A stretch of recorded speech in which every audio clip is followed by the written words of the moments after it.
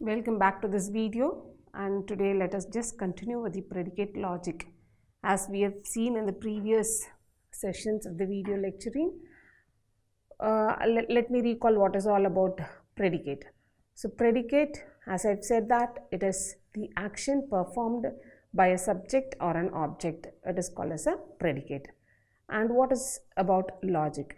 Logic is method of reasoning. So we'll have to reason out, and then we'll have to find out what is the suitable connective that connects the subject or an object with that of the predicate. So that is what we mean by predicate logic. So now whatever statement is given to us, first thing we'll have to identify what is the predicate term of the given statement. So after identifying the predicate, then we should be in a position to distinguish whether it is a one-place predicate or a two-place predicate, and so on.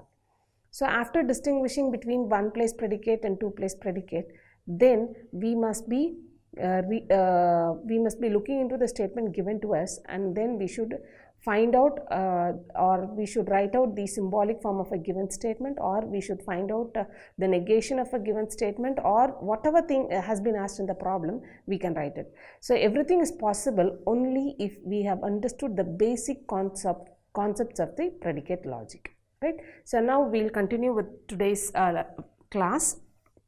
Now here we have write the following statements in symbolic form. So write the following statements in symbolic form. First one is something is good. So how do we symbolically write this something is good? So something is good in the sense, we have the solutions part here. For the first one. So before writing down this in a symbolic form, we should be in a position to make use of the suitable quantifiers. So we have got two quantifiers. One is called as the universal quantifier, the other one is the existential quantifier. So we know when to apply these two quantifiers. That is, if the given statement is true forever, or if it is true in the entire universe, we give it as a universal quantification. Then for existential quantifier, if the statement has somebody or someone or few, in those cases we'll be making use of the existential quantifier. Now coming on to this first problem, we have got something is good. So something is good in the sense, I can represent g of x to be as good, x is good. So something is good, which means that not everything, whatever is there, it is not good. So it is only something. So some in the sense, what is the suitable quantification we know? That is the existential quantification. So we have there exists x, g of x. So g of x, x is good, something is good. So existential quantification has to be attached here. And now everything is good.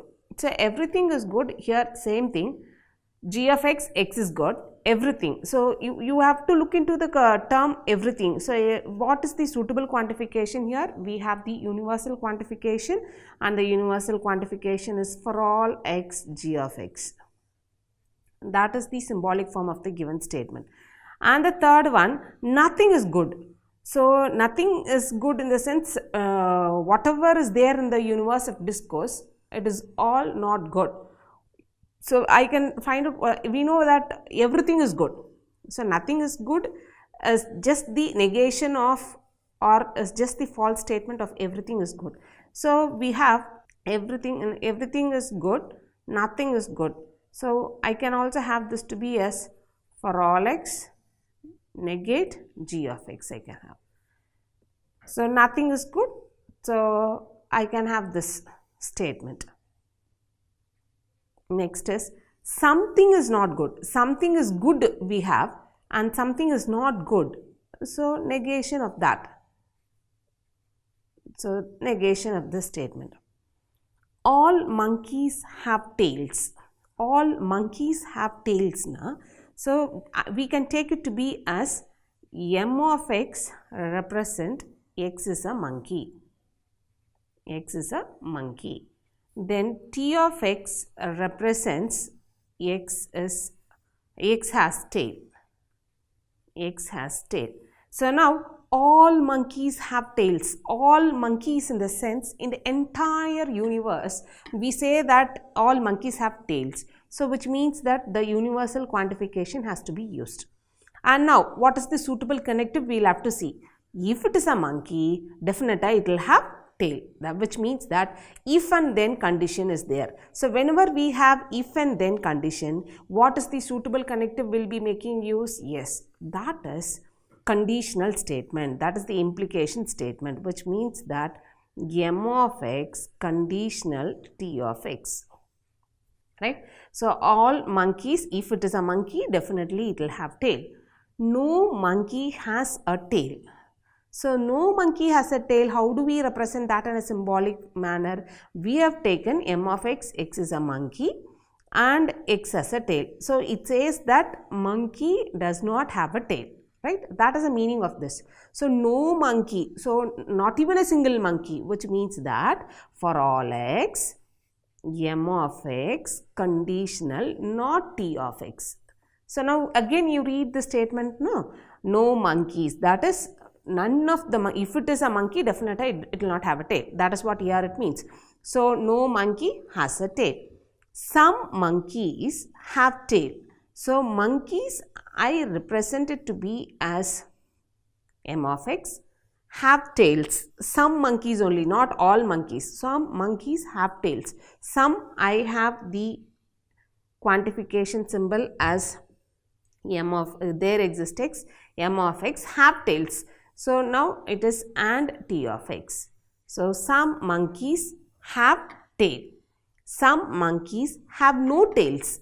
So, some monkeys have no tails. So, I will have there exists x, m of x and negation t of x. Some monkeys have no tails, right? Understood? So, now you can just have a guess over here. Most of the time, I will just give you a hint at this point of time. Most of the time, whenever we have if and then statement, definita, the connective will be only for all, that is universal quantification will be there, right? I repeat it. Whenever we have a if and then statement, that is the conditional statement, the quantification used will be suitably, it is for all, that is universal quantification. But in case of we have a conjunction connective in between the any statements, in that case we will be making use of the existential quantification, right? So, that is the difference. This is the hint you can just have in mind, and you will have to read the statement accordingly, and then you will have to make use of the connective with that of the suitable quantification. Now, have a look at these two now. So, you have 5th, 6th and 8th, 7th, 8th. So, you look at the statement, we have a conditional statement here, right? We have a conditional, and then what is the connective? Sorry, the connective here is the conditional. What is the quantification here? Quantification is for all x. Likewise, we have a connective as and, then what is the quantification? It is there exists x. So, please keep in mind always this only a hint, it is not true in all the cases. 99% definita you will have, even in when you go for the GATE exams, this kind of a question will be asked. So, at that time you do not have a hesitation, that is whenever you have got if and then condition statement, definita, the suitable quantification will be universal quantification, and then whenever we have a connective as conjunction, that is and, definitely in that case we will be making use of the existential quantification. That is how one has to distinguish between the two types of quantifications. Now, look at the 9th one. So, it says that all men are good. All men are good. So, now we will have to define m of x. X is a man, x is a man, g of x, x is good, x is good. So, now all men are good. So, which means that if he is a man, definitely he will be a good person. That is what the statement says, which means that all in the sense I have for all x, if he is a man, then definita he will be good. So, therefore, we have for all x m of x conditional g of x. Next is no men are good. So, no men are good, which means that none of the men are good here. First statement says that all men are good. So, I can also say that for all x m of x are not good. So, negation g of x, right, are not good. Some men are good. So, some men are good now. I have men are good m of x and g of x. Men are good. And some men are good. What is the suitable quantification? We have existential quantification has to be the suitable one. Some men are not good. So, some men are not good is there exists x, m of x and negation g of x, right. Some men are not good. Next is 13th one. Every student in this class has studied logic. So, first of all, I will have to identify the keywords. Every student in this class has studied logic. So, S of x be a student in this class. X is a student in this class. And studied logic, L of x studied logic. X studied logic. Now, look at the statement. Every student in this class has studied logic. So, every student, what is the quantification? It is for all x. For all x, if he is a student, definitely he would have studied what? Logic. So, if he is a student, S of x, if and then statement, the connective is conditional, L of x. So, every student in this class have studied logic. Every student, now look at this now, every student in this school, right? I can take S of x. X is a student in this school.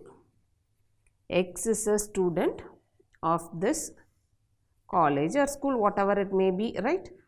Is either good at studies, right? Good at studies and good in sports. G of x, x is good at studies. Next, P of x, x is good in sports. Good in sports. Now, look at the statement. What is given? Every student. So, every student is for all x. That is the quantification we will be making use here. So, for all x, if he is a student of this school, S of x, he is either, so either this or that, which means that what is a suitable connection we have? So, the suitable connective here is disjunction. So, either he is good at studies is G of x, or disjunction, he is good in sports, P of x. Understood now? So, read back the statement now. Every student in this school is either good at studies or good in sports. So, that is the symbolic representation. Next is all cats are animals. So, all cats are animals. Look at this 15th one. So, if it is a cat, definitely it is an animal. So, let me first represent C of x to be x is a cat. X is a cat. Animal, A of x. So, A of x is x is an animal. Now, look at the statement. All cats are animals. If it is a cat, definitely it is an animal. That is what the statement represents here. So, for all in the sense, I have the universal quantification. If it is a cat, C of x, then conditional, it is an animal. Good? Understood now? Yes. Every mammal is warm-blooded. Every mammal. So, here again, I will have to represent M of x. X is a mammal. Then warm-blooded, W of x. X is warm-blooded. So, now look at the statement. What the statement says here, every mammal is warm-blooded, which means that if it is a mammal, definitely it is a warm-blooded.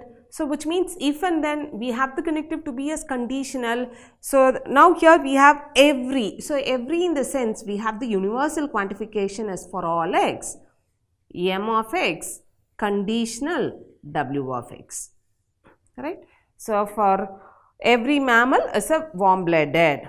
Next is We have every book with a blue cover is a mathematics book. Every book with a blue cover is a mathematics book. Let me first identify book with the blue cover, right?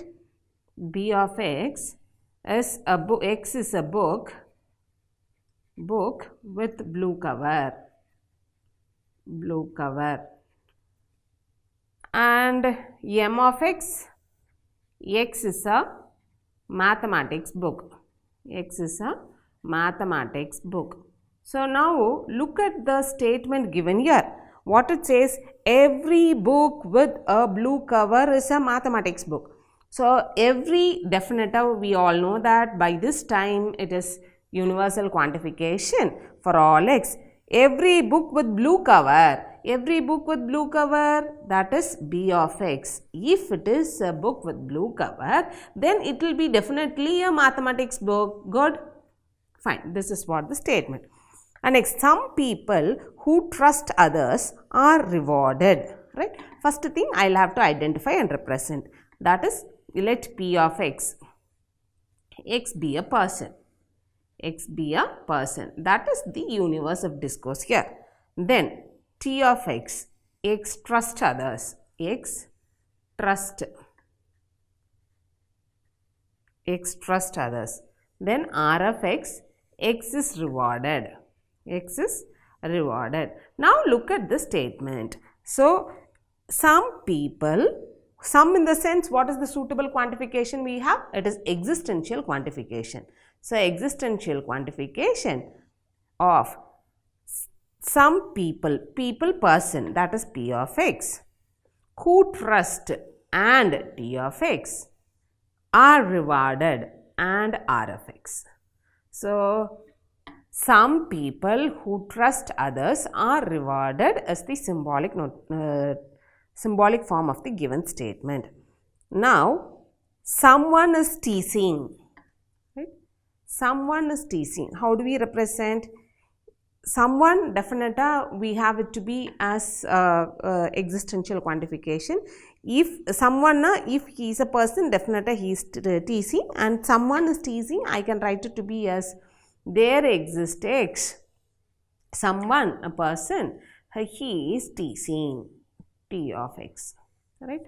So this is how one has to write down the given statement in a symbolic form. So why we have done so many examples here is that, so in order to have a better understanding, we should be in a position to understand all the basic concepts. So now I hope I have given as many examples as one can translate a given statement into a symbolic form. So only thing is that we must be in a position to when to make use of the universal quantification, when to make use of the existential quantification. Now again I repeat it, most of the times whenever we have the universal quantification, definitely the statement will be in the form as if and then. So whenever we have it as an existential quantification, then definitely the main connective will be and there. So that's the difference between the universal quantification and the existential quantification, one has to keep in mind.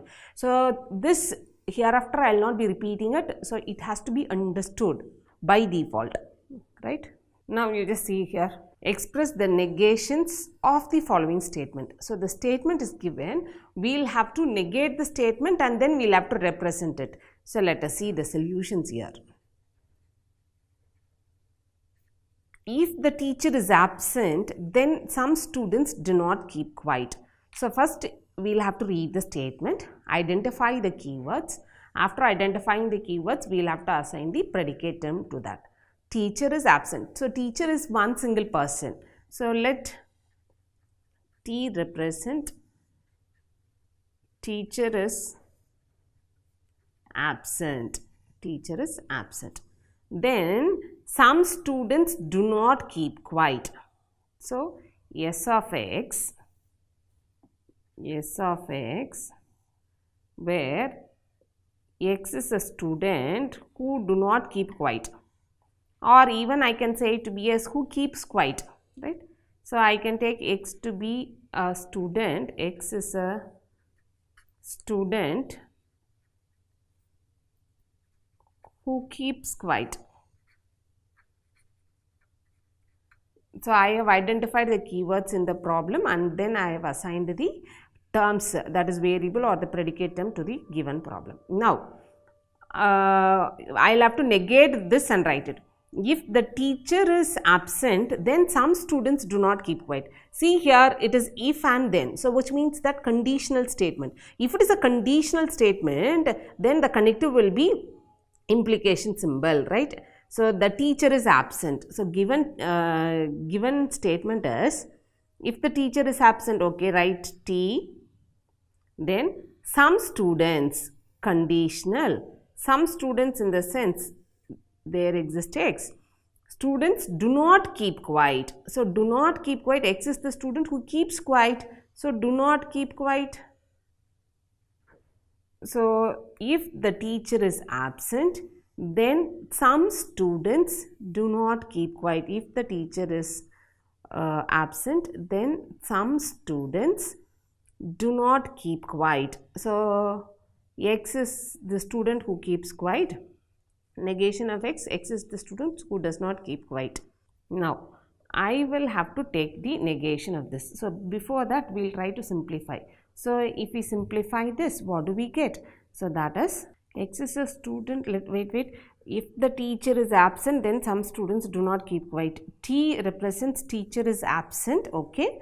S of X, X is a student who keeps quiet. Now we will have to frame the symbolic form of the given statement. If the teacher is absent, T represents the teacher is absent, then some students do not keep quiet. Then some students do not keep quiet. Some students in the sense I can write it to be as there exists X, negation S of X. Negation not S of X is X is a student who does not keep quiet. Okay, fine. So now this I can write it to be as, I can apply the conditional equivalence and I can have this to be as negation of T. Conditional equivalence I can apply here, or there exists X, not S of X. Now we are in a position to negate the statement. So negation of this statement, negation of T conditional, there exists X, not S of X, is equivalent to negation of negation T, or there exists X, negation of S of X.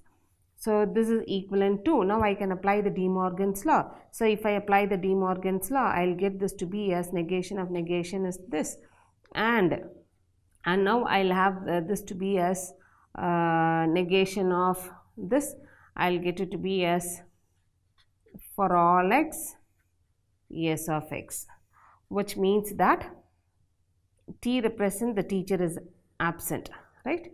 So the teacher is absent and all students, some students do not keep quiet, all students keep quiet. So the negation of the given statement is, the negation is teacher is, T represents teacher, teacher is absent, teacher is absent, and conjunction we have and all students, and all the students are quiet, all the students are quiet. So this is how we will write it. Next is, this is for the first one, this is for the second one. All students keep quiet and the teacher is present. All student, for all X, all students keep quiet. Keep quiet is S of X. So S of X is a student who keeps quiet. All students keeps quiet and conjunction, the teacher is present. The teacher is absent is T. So the teacher is present is negation of T. So we will have to find out what is the negation of this statement. So the negation of this is equivalent to, we can have this to be as negation of for all X, S of X, and becomes, or negation of this becomes T, and this is equivalent to, whenever we interchange this, there exists X, not S of X or T.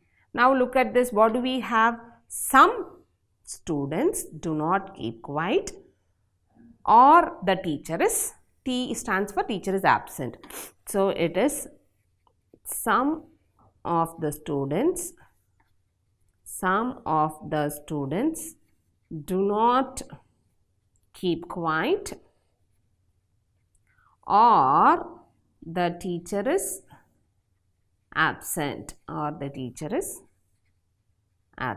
So that is the negation of the second statement. And now look at the third one. Some of the students do not keep quiet, or the teacher is absent. So some of the students do not keep quiet. So there exists X. Some of the students do not keep quiet, not. So I have who keeps quiet is S of X.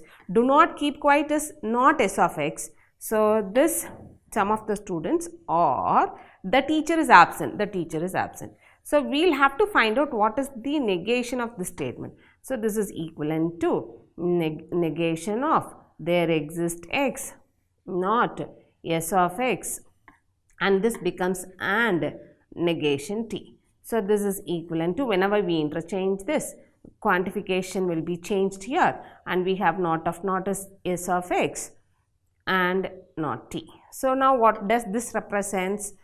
All students keep quiet. S of X is what? All students who keep quiet. All students keep quiet and the teacher is present, right? So here this is all the students keep quiet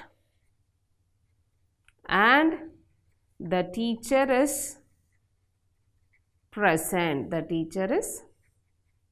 present.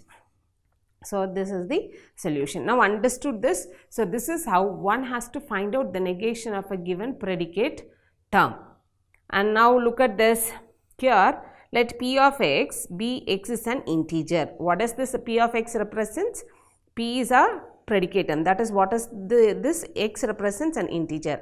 R of X comma Y. So it represents X is divisible by Y. So whatever number we write here, this should be divisible by this. Let the universe of discourse be, which means that the entire domain VU is equal to 1, 2, 4, 8, 16, 32. And let this be the universe of discourse.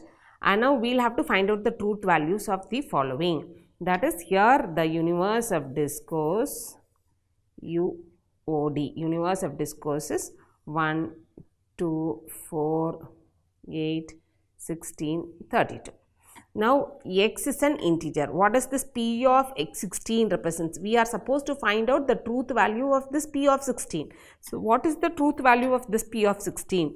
So first of all, we have to see what is this P of X represents. This P of X represents X is an integer. So what is 16 here? Is it an integer or not? Yes, fine, it is an integer. So it is in the universe of discourse. Definite, the truth value of this is T. Understood?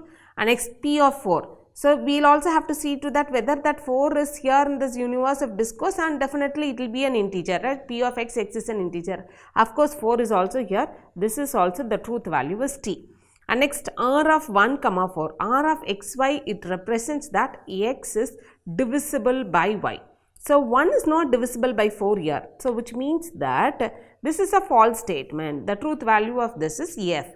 And next is R of 16 comma 2. So 16 comma 2 is X is divisible by 2. Fine, 16 is divisible by 2, we get that is true. So therefore the truth value of this statement is T. So this is how one has to find out the truth value of a given statement with respect to the universe of discourse. So before finding out the truth value, or before getting the conclusion of the truth value for the given statement, what one has to do is that you will have to see to that what is the universe of discourse and what does that statement represent. And according to that statement representation, we will have to see to that what is our truth value for the given statement.